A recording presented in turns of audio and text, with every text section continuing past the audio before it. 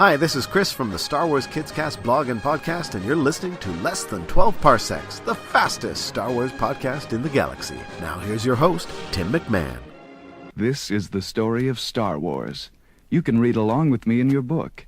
Let's begin now. On this day in Star Wars history, in 2014, the Lucasfilm Story Group discontinued the expanded universe. 3 years later, fans still debate whether or not this was a wise decision, or if things could have been handled differently. But I'm not going to go down that hoojib hole today. Instead, since I like to talk about myself, I'm going to share with you my personal history with the expanded universe. Back before the term EU was coined, I was already deep into it. As a child, I had a subscription to the Star Wars comic book from Marvel Comics. It used to come in the mail each month, wrapped in brown paper. I still remember the feel and smell of those wrappers. It's funny how the brain works. Then, in 5th grade, the year Return of the Jedi came out, I heard rumors and stories at school that George Lucas had written 12 Star Wars stories. In the version told at my school, the legend was that he had written the 12 stories while in college. I guess that's the sort of thing we thought as 11-year-olds that college kids did. How wrong was I? And the fact that we had Splinter of the Mind's Eye in the school library was proof that this rumor was true. The fact that the novel was written by Alan Dean Foster didn't seem to matter to our preteen brains. After Jedi, as we entered the dark times, and Star Wars faded, my love for the saga was rekindled when I discovered the West End Star Wars role-playing game at my local bookstore. Honestly, it would be years before I found anyone to play the game with, but I bought the books anyway. I loved how they fleshed out the universe with character names beyond such things as Walrus Man and Hammerhead. They gave these characters backstories, and there was new tech, new locales, new everything. To me, West End Games was the first to truly expand the universe. Jump ahead to the release of the Thrawn trilogy by Timothy Zahn. I was in college and going through my pretentious intellectual phase. A friend recommended the books to me and I picked the first one up, but you know what? I never got more than a few chapters in. My initial thought was, man, these are written at an 8th grade level, so they just weren't worth my time.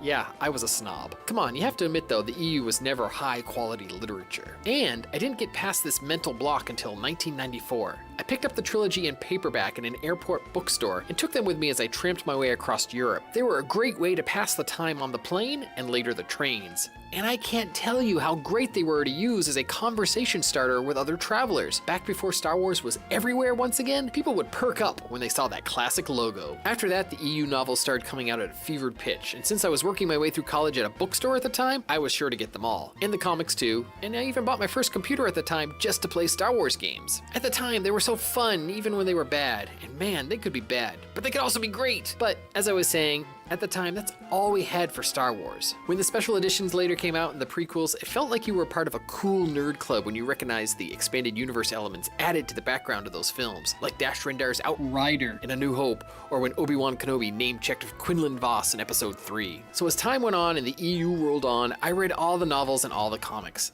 I liked most of it, had issues with bits of it, but I never gave up on it.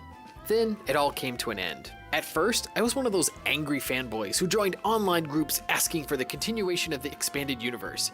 I understood why Lucasfilm ended it, really I did, but I felt like there were just too many dangling threads, too many unfinished storylines. I honestly thought if we raised our collective voices, Lucas Books would give us one more trilogy to wrap it all up and put a nice bow on it. Well, the quote-unquote movement to save the EU turned rather dark and ugly, and I quickly left those groups, or got kicked out when I tried to speak reason. To this day, there are people who claim they have totally given up Star Wars ever since the EU was laid to rest. I could quote Mahdi here about their sad devotion to that ancient religion, but that seems kinda rude and cold and not who I am, so I'm not gonna make that joke. Anyway, the new EU, or the it's all canon approach, is off to a good start, and I am enjoying it. It feels like the stories are smaller this time around, and the writers have their hands tied a bit since they have to wait for the sequel trilogy to be told, but that's another topic for another day.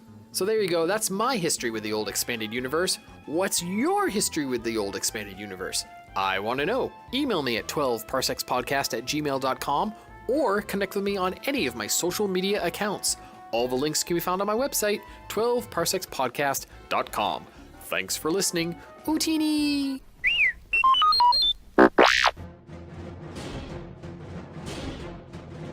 You've been listening to Less Than 12 Parsecs, the fastest Star Wars podcast in the galaxy, part of the expanded Fandomverse network of shows. For links and show notes, visit our website, 12parsecsPodcast.com. Follow Less Than 12 Parsecs on Twitter at 12parpod, on Instagram at 12parsecsPodcast, on Tumblr at 12parsecsPodcast, and find us on Facebook as well. And please let us know what you think. Email us at 12parsecsPodcast@gmail.com.